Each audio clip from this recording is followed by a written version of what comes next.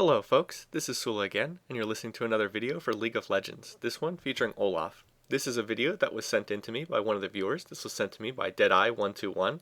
This is a ranked game where he was playing Olaf, and he said that this would be a good game to take a look at. And since I didn't have an Olaf game up on my channel, I decided that I'd use this one, and so we'll take a look at this game. You can see he's playing on a team along with Annie, Twitch, Mordekaiser, and Ryze, and they're matched up against Sona, Lux, Lee Sin, Miss Fortune, and Jarvan. And since this is a ranked game from what I believe is solo queue, I don't think that anyone in this game knows one another. A couple things to point out right from the start. I don't really like the team comp of either one of these teams, to be perfectly honest, on Deadeye's team. They seem to be mostly magic damage. The problem is they have multiple champions that do the same thing. Annie and Ryze, basically the same champion. They're both ability power casters. So I'm not sure that you really need both of them necessarily. Then they have Mordekaiser, who's also magic damage. So this team's pretty heavy on magic damage. They only really have Twitch and Olaf for physical damage. And Twitch is, as the game is currently situated, one of the worst champions in League of Legends. So we'll see. Hopefully this game will go well for them, but I don't think their team comp is all that great. Then if you look at the other team, their team is almost all physical damage. They have Lee Sin, Miss Fortune, and Jarvan, all physical damage, and then they have double supports, Sona and Lux, as really their only sources of magic damage. They also have double clairvoyance, which is presumably some kind of mistake. I don't think you would take double clairvoyances normally. And it looks like they're even arguing about who's going to go mid, so this is again kind of typical for solo queue play here. So anyway, these are not the greatest team setups in the world for either side, so we'll just have to watch and see what happens. One other thing worth pointing out is notice there's no smite on the enemy team, so it doesn't look like they have a jungler, or if they do, someone's going to be jungling without smite, which is not a good idea under any circumstances. So in any case, we'll see. This other team should have Lee Sin jungling. Lee Sin is an excellent jungler. He can of course be played as a laner as well, but he's kind of found his role in this game as a jungler, which is good to see. Alright, in any case, Deadeye looks like he's going to be starting at the traditional blue path, so starting with Golem. As far as jungling with Olaf goes, if you're going to play Olaf, Olaf is usually played as a jungler. He can be played in lane, but he's normally played as a jungler. You want to start with his W skill, his Vicious Strikes.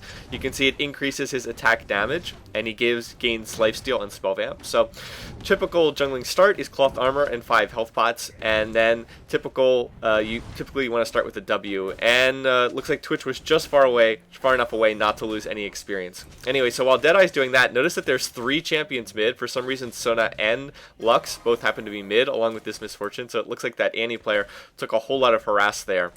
So that's not good, although for whatever reason there's nobody down here. Oh, and also up here, look at this. Lee Sin has come out of the brush, and now Ryze has been exhausted, and this is not going well, and Ryze is going to get killed there. So there's that exhaust, very good at level 1. For whatever reason, Ryze was playing very aggressively up here, and when you know you're going to be in a 2v1 lane, you have to play really aggressively for the first couple levels.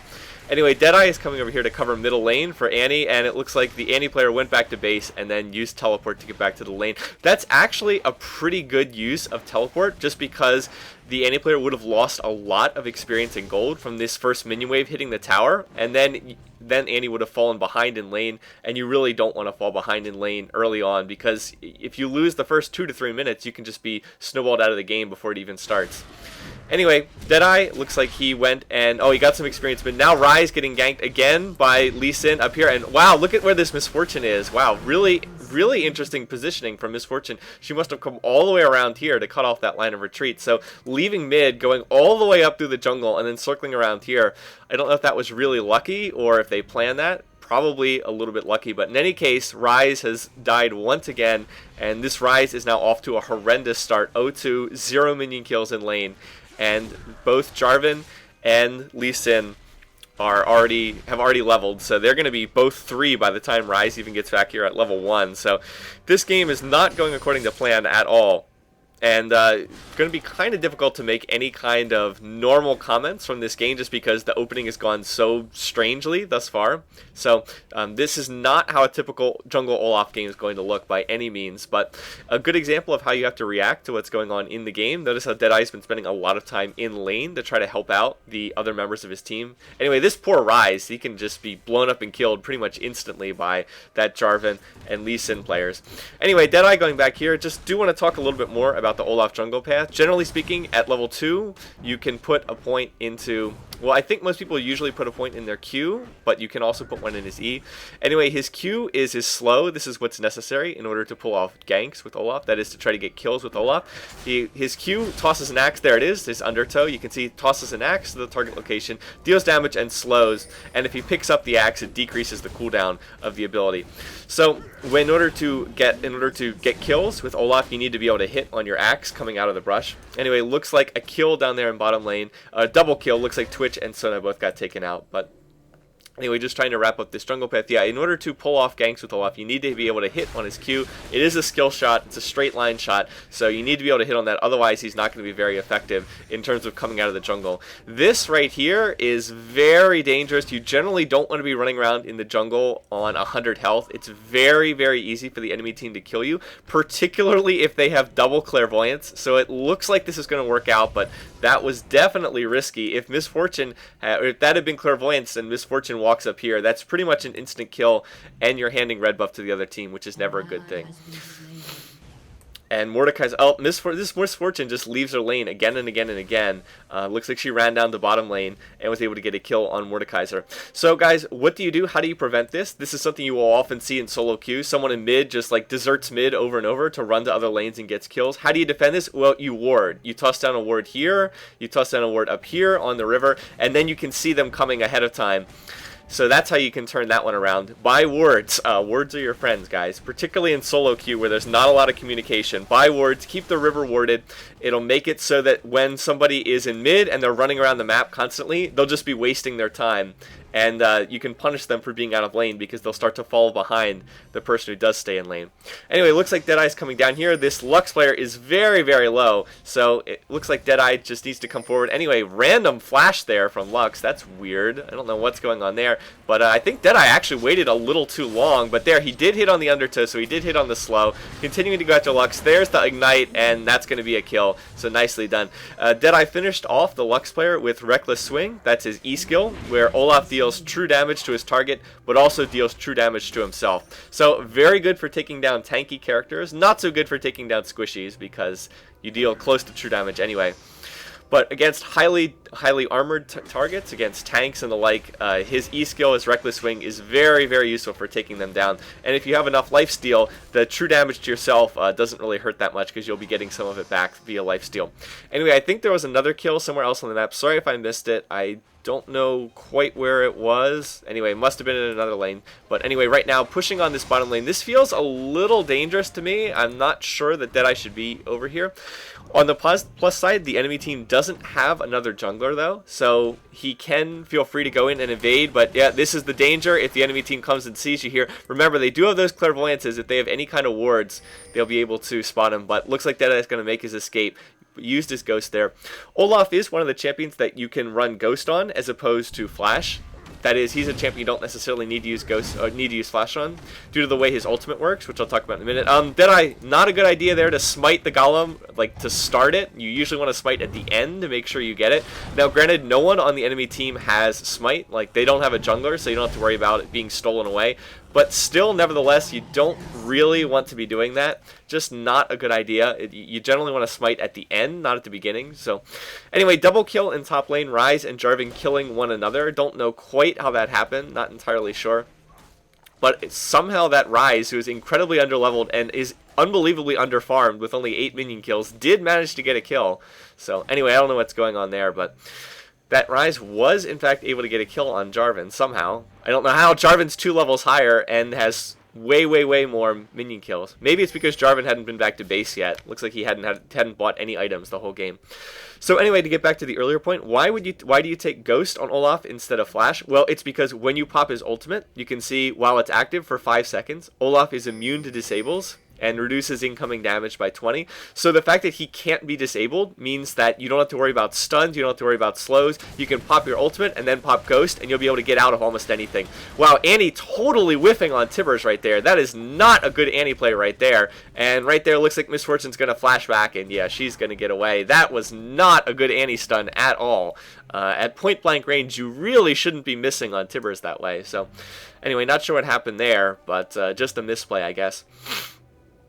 Anyway, so a failed attempt at a kill there. Looks like Deadeye is waiting for red to respawn. Yeah, it's true. Popping summoners is a good thing, but that really probably should have been a kill there, to be perfectly honest. But yes, that is true. Getting down the flash of enemy people on the other team is a good idea. Rise in mid. I don't know why Rise would be in mid when there's no one top. This is golden experience just getting wasted up here, so I don't know what Rise is doing. Rise also has no boots, so he has no escapability whatsoever. What summoners does Rise have? He does have Flash, but that's it, and, yeah.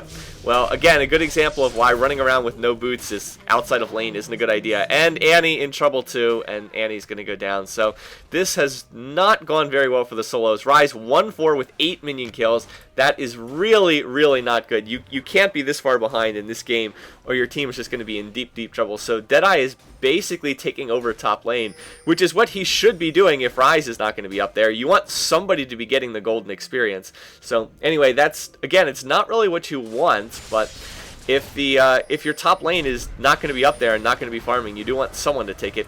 Anyway, now Deadeye going into a fight against a Jarvan player. He has popped his ultimate. There's the undertow slow. Annie teleporting in, but Annie is so far behind the fight, this doesn't look like a useful teleport. So that was a bit of a waste there, I have to say. If Annie had been able to teleport into the fight, like behind Jarvan and get off a stun or something, then that would have been good. But the actual use of the teleport, not so great. Anyway, Lee Sin is now in mid against Mordekaiser. Morta's built Merc Treads as his first item. Not a big fan of that as your first item build, but whatever. I guess it is defendable if you're up against a caster, which he isn't because it's Lee Sin in mid, but anyway. Deadeye just hanging around here. This is probably too much time just wasted here. Probably wants to go out. Should probably just go back to jungling at this point. It's a lot of time to just be standing here. And you know, with as tanky as Jarvan is, I don't think that that's going to turn into anything. So yes, I would definitely say just back off here and head to do some more farming. Uh-oh, Deadeye apparently doesn't see Misfortune, so now he is trapped behind the enemy team in a very dangerous position here. So let's see if he's going to be able to get out of this. He does have Ghost, he does have his ultimate. Anyway, going in 1v1ing with Misfortune, I don't think he can win this 1v1 against Misfortune. Maybe if... no, here comes the rest of the enemy team. There's an Exhaust coming in, and that's going to be a kill. Just sticking around too long in the enemy jungle. Now Annie is going to die for this too. And that's going to be a double kill. That did not work out. But they were able to score a kill somewhere else on the map. Well, Lee Sin was taken down. Didn't see quite how Lee Sin got killed there. But anyway, that didn't really work out too well. Yeah, Deadeye saying forgot about his ult. Ghost plus ult probably would have gotten him out of there. Instead of running back this way, if he had run this way, probably would have had a better chance to get out. Maybe not, but might have had a better chance. So overall, this game not going all that well for Deadeye's team. The biggest issue is not even so much the kills as the fact that their solos are not farming particularly well. Oh, Mordekaiser apparently died in mid. Okay, well, 10 deaths is way too many to have in 12 minutes, but still, nonetheless, the farming stats are an issue. The fact that towers are getting pushed is an issue. Look, it looks like top's getting pushed, mid's getting pushed. This mid's tower is probably will go down. I think that Lux and Misfortune can just ignore Deadeye. Probably could have taken down that tower if they just ignored him and kept focusing it. Anyway, Jarvan looks like he's almost got this top tower too. And the farming stats are not going all that well. The Rise is really the big issue. Rise has done absolutely nothing in this game except die. And that's not a good thing for one of your two solo lanes. In terms of what Deadeye has bought, he's picked up Wriggles. Wriggles is usually the first item you want to buy on Jungle Olaf, so that seems like a good buy there. Berserker Greaves, I'm a little bit less sure, just because Olaf is a melee character. It's good to get some kind of tenacity on him. So Merc Treads are usually a good build on someone like Olaf. I really usually like Merc Treads on any melee DPS just because they get so close to the enemy team. They end up getting focused a lot. However, on Olaf, you can defend the Berserker Greaves, again, just by the use of the fact that his ultimate does make him immune to disables, so makes him immune to any forms of crowd control. So Berserker Greaves are defendable. I still would probably prefer Merc Treads, but Berserker Greaves are a defendable choice. They do make you stronger in the early portions of the game, but they won't be nearly so good in the later stages of the game, so not so good for late game. Okay, anyway, right now, missing visibility on a lot of the enemy team. I really wish that this dragon were warded. That would probably be a more useful place for a Wriggles ward than right here. Still better to have the Wriggles ward than nothing, but I definitely don't like the fact that Deadeye's team has, aside from that one Wriggles ward, I don't believe they've placed any wards the entire game, which is not a good sign. And this is the result. Notice how Mordekaiser and Twitch pushed up in front of the enemy team. They didn't have any vision, and what's the result? Counter gank, and down goes Mordekaiser. So, again, that's why you ward, guys. It's so you can have vision on when people are moving around between lanes on the enemy team. When you don't ward, you just open yourself up to get counter-ganked so easily. And that was sort of a classic case of that there. Also, there's no reason for 3 people to be mid at this stage of the game. This early in the game to have 3 mid is really silly because you're missing out on all of it. I mean, no one is taking this farm in top lane, no gold or experience. So Deadeye is going to rotate up there, which is a good move. I mean, you want to make sure it's not getting wasted. But that then means that the jungle is not getting farmed. So anyway, not the best team coordination here, but again, that's what you'd expect for solo queue, even if this is in ranked play. A lot of ranked, even in ranked, a lot of the solo queue games do not have much coordination. So anyway, Deadeye is in top lane. Looks like he's going to farm this right now, which makes sense. And down here, it looks like the enemy team is setting up for some kind of push on this tower. Anyway, I see Rise, Annie, Twitch, Ward, so 4-on-4. Anyway, there's the Tibber stun on Lux, and that's going to be a nice kill there, blowing up that Lux. Anyway, Misfortune in here. Team fight with no health bars whatsoever, so no way to know who's winning or losing. There we go. We get a glance from Deadeye's screen right there, so we can see it looks like things are going pretty well. Twitch was able to de-stealth, get a kill on the Misfortune player. So it looks like they went 2 for 1 in bottom lane, so that fight went pretty well. Up here in top lane, Deadeye continuing to lane back and forth with Jarvan. They're both pretty tanky, both have a lot of lifesteal. That Reckless or Vicious Strikes does give a lot of lifesteal. You can see that Deadeye has chosen to max this first. Whenever he uses the skill, he gains 21% lifesteal, and that's in addition to his Wriggles, which already gives him 18%. So he has something like 40% lifesteal when he pops that. Anyway, down here, they were able to get that tower. Now Annie, Mordekaiser, and Twitch are still pushing down here. I feel like they're pushing a little bit, though.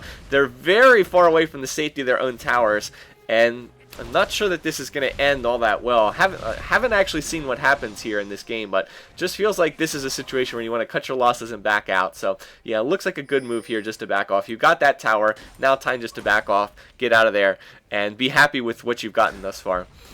So anyway, Deadeye still solo top up here. Looks like he's farming pretty well. Yeah, he is the top CS in the game at 81 right now, so that's really not good. For like a solo Misfortune to only be at 54 at this point in time, not too good. Anyway, right there, Mordekaiser going down. It looks like Misfortune was able to finish off that kill. I saw a Lux Laser coming in too. Twitch is stealth, so he should be okay, and I think Annie's going to make it out. Yeah, looks like Andy's going to be okay.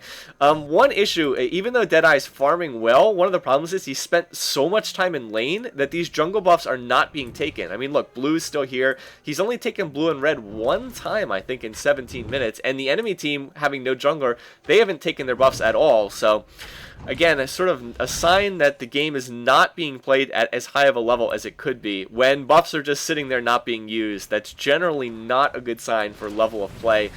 In the highest level team games, every buff is being used constantly, and they're being fought over by both teams. So maybe not the best sign. But anyway, Deadeye is doing the best to, sort of make the best of this situation. He really hasn't played a jungle Olaf. He's kind of played a laning Olaf for most of this game. He's just been sitting in top lane and farming, which is probably the best thing he can do for the team, just because the enemy team, just because his own team is not farming that top lane, so you might as well use it. Anyway, it looks like Lee Sin's been caught out here. Looks like he's been hit by Annie Q. Has the Mordekaiser ult on him, but I guess Lee Sin's going to survive and make it out of this. And now Mordekaiser is chasing a little too aggressively, but looks like he's okay, going to make it out of there. So we got a 4-on-4 here. In top lane, still just going back and forth. There's the exhaust coming in from Jarvan, a little bit random on that exhaust. But Deadeye's taking a lot of damage here, and there are a lot of minions hitting him. So looks like they're going to continue fighting this, and there's the Jarvan ult. Deadeye has a lot of lifesteal. Is it going to be enough? Who is going to win this battle? And Jarvan is going to win that one. So it looks like Jarvan did come out ahead just slightly. Now Annie coming in, going to polish off that Lee Sin, and Jarvan going to flash. Can Annie finish off this kill? There's the Ignite. Is Ignite going to get this? Well, with Mordekaiser here, that should be enough to clean up the kill. And there we go. Annie is going to get that kill.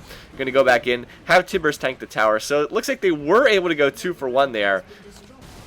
But the downside is the rest of the enemy team is pushing mid, and they have now taken that middle tower. And this bottom tower is getting pushed too. Nobody taking the experience or gold down here in bottom lane.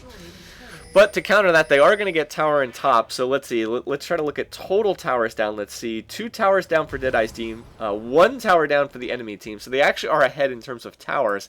I don't know if anyone has taken a dragon or not yet. They haven't had vision on dragon. Good to see this ward here. This is a nice place to have a ward right now. Much better ward coverage now. So earlier did not have good ward coverage. Now the wards have come in and much better vision. This is more of what you want to see. Most of the river is warded right now, and you can see much better. So 14 to 10 in kills. The farming stats are what's really the problem. That nobody is really farming in this game except Deadeye is doing, I guess, okay. I mean, I wouldn't say this is great. I wouldn't say 100 at the 19-minute mark is great, but I mean, it's not bad. But everybody else in the game is just really not farming much at all, and that's going to limit their effectiveness later in the game. Anyway, are taking down that tower. Jarvan's pretty tanky. He should be okay. I'd expect him to be able to get out of this. Now Misfortune coming in. Deadeye in a little bit of trouble, but he has popped his ult, so he can't be disabled, can't get stunned or slowed in any way. But Mordekaiser is in a lot of trouble right here. And is he going to get finished off? Yeah, going to get finished off there. Annie is going to polish off Lee Sin, though. Lee Sin, when he got exhausted, I think Lee Sin could have just walked out of there. There was no reason to keep chasing on like 20% health and get killed there. So, not sure of that. Anyway, there's a huge minion wave pushing down here. Enemy team is going to have to send somebody to deal with this. So, maybe they could push for a team objective like Dragon or something while the enemy team is doing that. But I guess they're not going to. Anyway, it looks like the next build, let's see, Recurve Bow and Vampiric Scepter. I'm not sure what that is building into. Let me check the items here. I probably should know what this is, but is it a Madrid's? No. Is it Stark's? Oh, I guess he's going for Stark's next, is his next item. Interesting choice. I guess that's not the worst, although the problem is most of this team is magic damage, so this isn't really the team to get Starks for. I have to say Twitch is really the only one who will benefit from a Starks. So I don't think that's quite the right item choice for this game just because of the team composition. Otherwise it would be a pretty nice, it wouldn't be a bad choice on Olaf. But for this team I don't think it's necessarily the best. Anyway, Sona has now gotten an Oracle. That is bad news for Twitch. Annie has also gotten an Oracle. Getting an Oracle, not necessarily the worst thing, but Annie is not the character to get it on. I feel like Mordekaiser would be the one to get it on this team, since he's the tankiest one. Anyway, it looks like 4 enemy champs in bottom lane. I think they're probably going to have to give up this tower, but are doing a nice job of defending it there. Looks like Annie was able to use Tibbers right there, doing some damage to the Sona player here. Again, would be nice to know how much health everybody actually has. No idea. Jarvan going into the middle of the team. Is he playing aggressively? Is he not? I don't know, but it looks like people are fighting. There we go. Now we can finally see. It looks like Andy was able to kill Lee Sin, but somebody else just went down. Rise just getting killed, so 1 for 1 there. Meanwhile, Deadeye has been continuing to farm and push top lane, which is what he should be doing. Nobody in mid for either team, which is not what should be happening at this stage of the game. But in any case, looks like that's going on. Almost everybody in bottom lane, which means not much gold or experience for any of these players. Someone really should be mid. Just a little bit silly. You want to be farming these lanes. You don't just want to let them be ignored. So anyway, at least Deadeye is getting some push, doing a nice job of pushing, getting in some solo farm. You can see he's way ahead of everybody else on the team. Meanwhile, still fighting in bottom lane. Looks like a team fight still continuing. It looks like a 1 for 1. Or Twitch was able to get a kill on that Lux, but then Twitch got taken out. So I think that was 1 for 1. Or maybe it was 1 for 2. It looks like Mordekaiser also got killed. Don't know if that was earlier.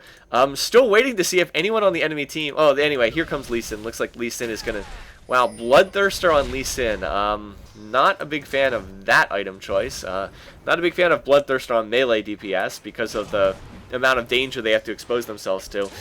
But, oh well. I mean, normally people build Wriggles first on Lee Sin, but normally they're jungling with him. So, anyway, looks like another missed Tibbers ult right there. Annie is very low. Is Jarvan going to try to dive and finish off this kill? Looks like Jarvan is going to get out of there. Although Annie's chasing into the brush, still chasing. Where did Jarvan go? I don't think Annie should be chasing on this low health with an Oracle. But we'll see what we'll see. Looks like Annie is going to back off here right now. So anyway, right now, Deadeye is continuing to farm in middle lane. Rise is just standing in fountain. Oh, what is this? I got to go eat. So Rise is leaving right now. It looks like Rise is just going to leave the game. So that is not so good. You really don't want to be leaving in ranked. You really should not be doing that, but... looks like Deadeye's team is just going to have to soldier on 4v5 for the moment. I guess the only good thing to say is that Rise really wasn't doing anything, although Mordekaiser is also not doing anything. Anyway, Deadeye over here. Deadeye needs to pop his ult and ghost out of here. There's no way he can fight that many members of the team, so yeah, looks like he's going to ghost out of there and escape. Has finished the Stark's Fervor. Again, I said I don't think that's the right item for this team comp, but it is going to give him even more lifesteal. Looks like he's just building a lot of lifesteal. Anyway, Deadeye, though, going to get caught here. He does not have his ultimate. I don't think he's going to be able to get out of this. And, yeah, there. He's going down right there. Meanwhile, the rest of the team is fighting. It looks like this... I don't think this is good to fight, though. It looks like it's a 5-on-4 now that Deadeye's been killed. But they are going to get the kill on Lee Sin. Meanwhile, Annie going down there as well. Now, well, no, not Annie. Excuse me. Somebody else got taken down on their team. It was Mordekaiser got killed there. So it looks like they managed to go 2 for 2. I still don't think that that was a really good engage on their part. Anyway, Misfortune is more or less carrying the enemy team 10-2 on this Fortune. But the problem is, look at this Misfortune build. It's a terrible, terrible Misfortune build. She has no items that deal damage. She has gone for Frozen Mallet first and Mercury Tread. So even though this Misfortune is incredibly fed on kills, she doesn't do any damage. So she's only doing 116 damage at the 25-minute mark. That's just absolutely terrible. So, and the other thing is she hasn't really farmed that well, only 87 minion kills. So if this Misfortune had just built like a Bloodthirster or an Infinity Edge or something, then, you know, she'd be tearing up the game. But because her item choices have been just so bad, it means that Deadeye's team is still sort of in this game. Anyway, this tower is going down. They can't save this tower. So anyway, there it goes. Gonna take another tower down. So they now have, it's now 3-2 in terms of towers. Why did Annie just teleport there? That was a total waste of a great summoner skill. Now teleports down for the next 4 minutes, and that was just completely wasted. So I don't know. Anyway, again, looking at this game, some weird stuff going on. Mordekaiser apparently is building either Warmogs or a Force of Nature. I don't think either one is a good choice. Warmogs is generally not a good choice in general. And then Force of Nature with a team that's almost all physical damage doesn't seem to make a whole lot of sense to me. The problem with Warmogs on Mordekaiser in particular is that Mordekaiser gets tanky due to his shield.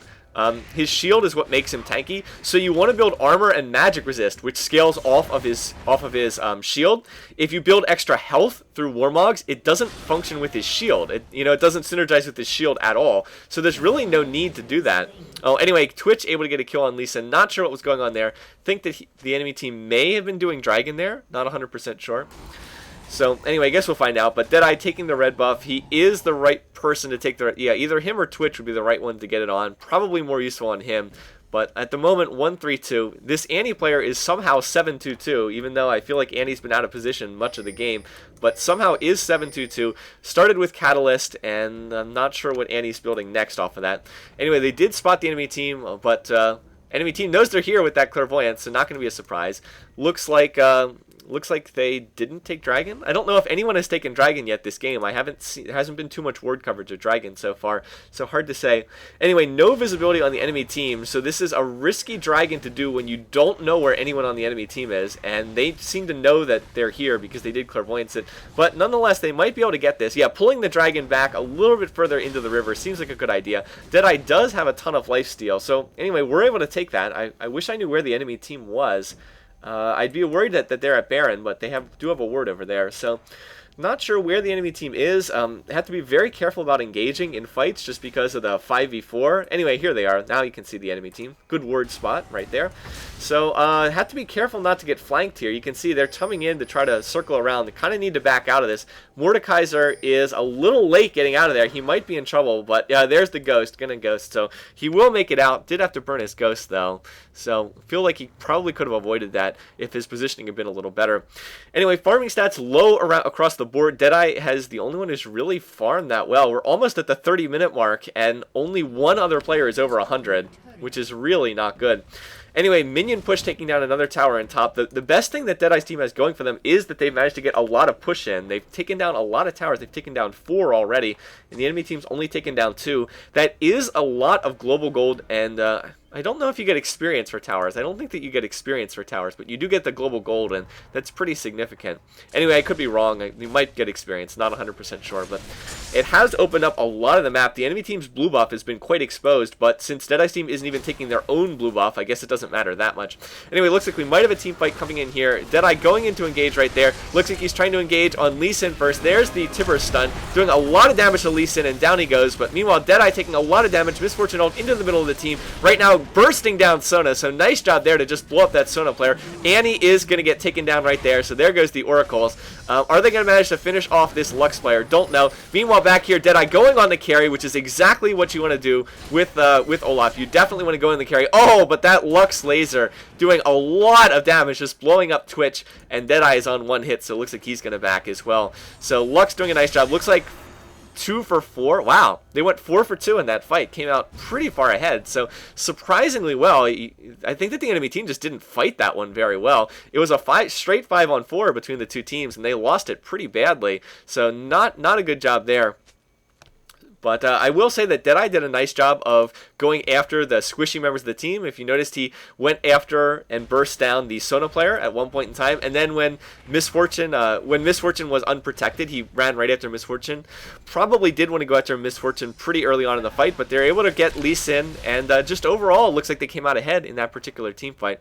Yeah, it was 4 for 5 indeed. Keeping Annie and Twitch alive is indeed what they want to do. Annie and Twitch are kind of the ones doing all the damage on the team. Well, Annie, Twitch, and Deadeye's Olaf. Mordekaiser is basically doing nothing. The enemy team should just ignore him totally. He does no damage. He's 0-7 in the game, so he's kind of pointless. Really, it's the other 3 members of the team. So Deadeye's goal is really to keep alive Twitch and Annie if possible. They are doing more damage. Annie going for a Magi's. And there's the message finally limping in, although, of course, Ryze has been gone for a good 10 minutes already. Twitch building Bloodraiser and now Phantom Dancer.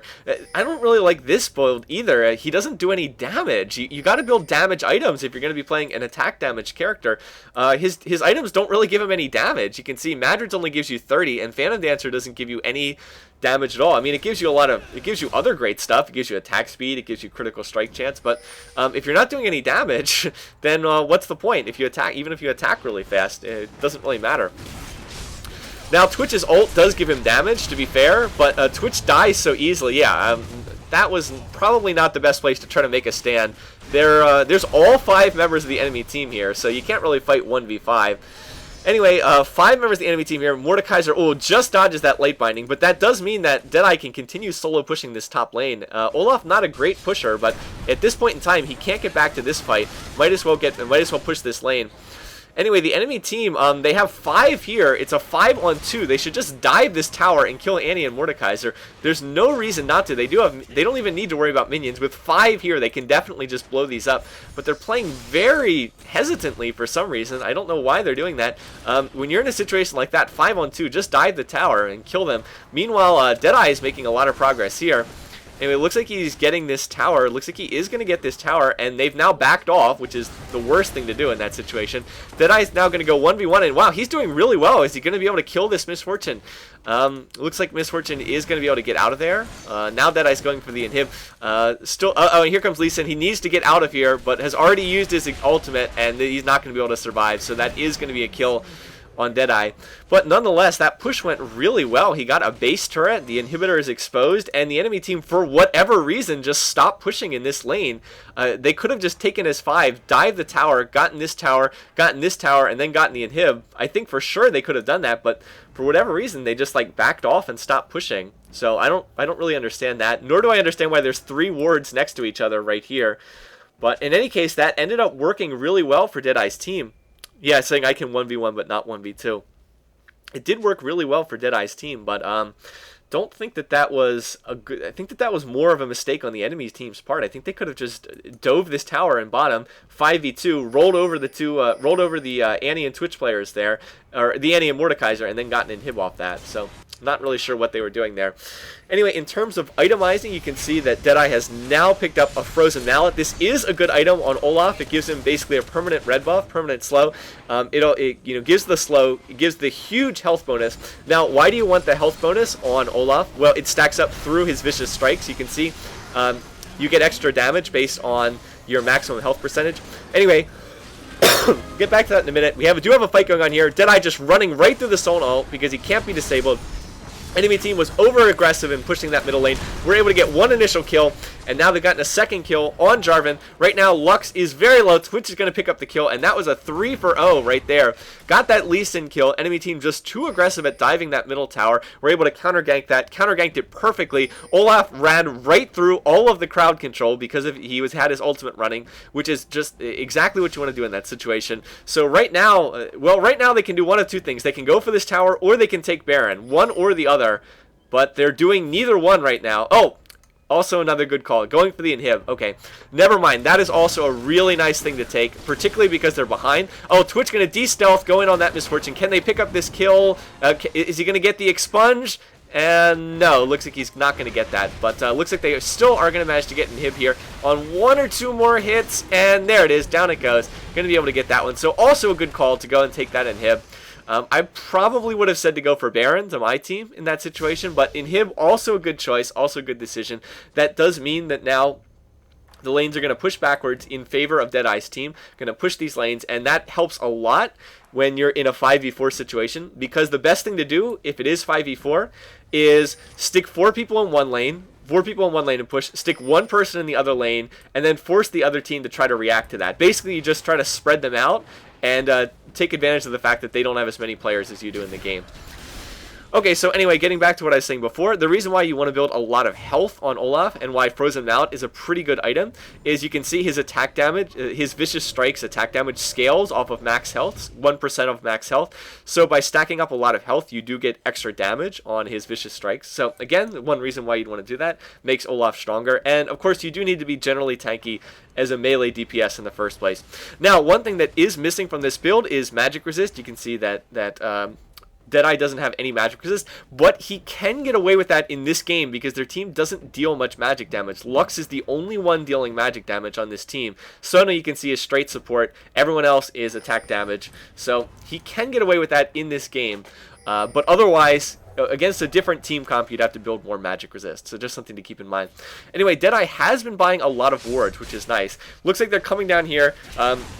Enemy team was at Dragon, so this looks like a fight that enemy team should be doing well, but Deadeye is just sort of running right through the team, going after Lux right now. Decent choice to go after. Anyway, Annie is in a lot of trouble. Annie's been exhausted. Is Annie going to be able to get out of this? There's the Mordekaiser ult. So Lee Sin going down, going to get the Mordekaiser ghosty. Deadeye is just chasing the squishies on the team, which is exactly what he should be doing. Probably should just ignore Jarvan and go after the other squishies. Going after that Lux. Look how fast Lux is going down, getting bursted so fast. And this fight's going really well now. It looks like they've just been able to win all of these team fights. For whatever reason, I'm a little surprised they've done that well. Annie was able to survive that too. I thought Annie might get killed there, but nope, Annie got to survive. And with a huge wave of minions flooding into the Nexus turrets over here, and only 2 members of the team alive, Deadeye's team can do a lot of damage here. Alternately, they could go and take Baron, but I would say that they should probably try to get another inhib on this push. Mordekaiser should probably walk back since he's getting focused by the tower. Anyway, there it goes. They should be able to get this inhib. And this Nexus turret, they could probably get this Nexus turret as well. Might want to back out though. People are starting to revive, so it's a judgment call if they wanted to go for this. Looks like they're not going to. That is a little bit safer. A little bit of a safer call. And looks like Twitch is going to go for this turret here. Oh, they were able to get that one. Minions just pushed over that turret by themselves. Looks like excuse me, looks like Twitch is going to get this one. And somehow they are winning this game 5-on-4. It's just the difference in the game is they're just winning every team fight for whatever reason. I think the enemy team just isn't really fighting very well, for one thing. And now the enemy team started to fall just too far behind. Farming is an issue, and but the enemy team is kind of ahead in farm. They've actually outfarmed everyone other than Deadeye on this team. I guess that Majai's is starting to get stacked up. Annie is now finally starting to get some ability power. Yeah, 462, pretty good. I'm not sure that this is the right time to go for Baron. It is a bit risky. The enemy team could come out and challenge, but they do have pretty good ward coverage. There are 2 inhibs down, so I guess it's a pretty decent time to go for it. A little bit risky, though. They could get, if the enemy team came, they could get aced and give the other team Baron. But looks like it worked out perfectly. And at this point in time, the game's really theirs to lose, 5v4 or not. They've put so much pressure on the enemy team with these inhibs being down. They have Baron. If they fight intelligently, they should be pretty good. Alright, anyway, Atma's Impaler as the next item. Atma's is good for someone who's building tanky. It does give you the armor, gives you critical strike chance, and you can see the passive converts health into attack damage. So if you're going to build up attack damage, or if you're going to build up a lot of health, not the worst thing. I don't know why they're going into the enemy team's base right there. That seems silly. I don't know what Twitch is doing. They should wait for Deadeye's Olaf to get here, and then the key target to go after is this. Go at that last tower, get that last inhib. They probably should just wait until there's a big minion push, and then all go in together. Oh, Twitch going after Lux, but then dying. That is not worth it at all. And when you have Baron, that's actually a really, really bad trade. I don't know what he's doing. Trading 1-for-1 in a situation like that. Yeah, the ... indeed. That was not smart. When you're already down 4 against 5 and you have Baron, you definitely don't want to be trading kills for deaths. Anyway, right now is a good time to try to make a play for that bottom lane. Oh, Annie going to get the stun with Tibbers. Nicely done there, blowing up Sona. Right now, because there's this huge wave of minions in the base, now is the time to make a play for that bottom tower if they can. But anyway, looks like they've got a fight right here. Got a fight on their hand. Jarvan is getting pretty low. Olaf cannot be disabled. There's the ultimate, doing so much damage that Exhaust will do nothing while he has his ultimate running. Continuing to chase, going after Misfortune. Is he going to be able to finish off this MF? I don't know. Let's see if he can finish off. There's the strike. What is it? The Reckless Swing. Going to get the kill. So yeah, Deadeye is really doing a lot of damage right now. And at this point, with 3 down, they can just finish off this tower and finish off the game. They're going to finish off that inhib. Doesn't really matter that much. They should just finish off the tower, and that should be it. That should be the end of the game here. So nicely done to win this game 5v4. That Cataclysm from Jarvan, not going to be enough, and that is going to be the end of this match. So well played by Deadeye and the rest of his 4-man team. Let's finish this up, look at the stats, and wrap up this match. Here you go. You can see how everybody finished up in the game. Deadeye finished 5-4-9. I do think he played better than the numbers suggested, though. A lot of those assists were kills that the team would not have gotten otherwise. He was pretty key in a lot of those team fights. He also did make the key play in the game, which was the continuous pushing of that top lane that managed to expose the inhibitor. And I think that was really the key moment in the game when the enemy team had a chance to push over a tower 5v2, and instead, for whatever reason, they just kind of backed off without doing anything. And Deadeye was able to push down the top lane, get 2 towers in top, and expose the inhibitor. And then later on, they were able to get that inhibitor. And from there, the minions just kept snowballing in their favor, and they got further and further ahead.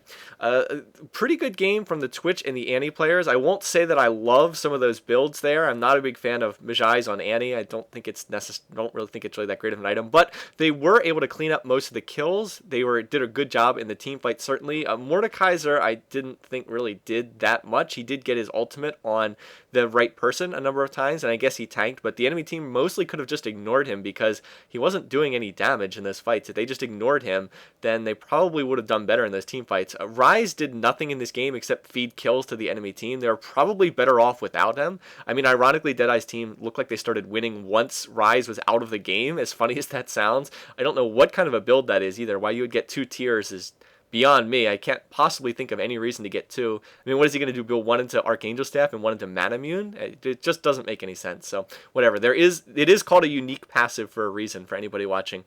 Anyway, the enemy team, I didn't like a lot of their builds. I didn't like their team comp all that much. I do think that they should have won this game pretty easily given how far ahead they were, but they didn't team fight very well. They just lost all the team fights. I guess that was kind of the difference in the game, and they didn't really know when to push and when not to push. There were some situations where they could have pushed over towers easily, and they just kind of backed off for no real reason. They also could have controlled Dragon and Baron very easily with the 1-man up advantage, and it didn't look like they really ever made a play for either one, nor did people really go for the buffs that much. Red and blue were barely being taken at all, so I don't know if this was the greatest skill level of game ever, but it was an entertaining game. So I do want to thank Deadeye for sending it to me, giving me a chance to cast an Olaf game, and give everybody a chance to see another jungler who gets played pretty frequently. So once again, thanks for watching, thanks for listening, hope you enjoyed this. If you want to see more games that are done by me, check out the live stream. There's about a dozen games already saved there, and more going up as I play more. And there's a link to it in the comments under this video. So once again, take care guys, have a great weekend, and I'll see you again soon.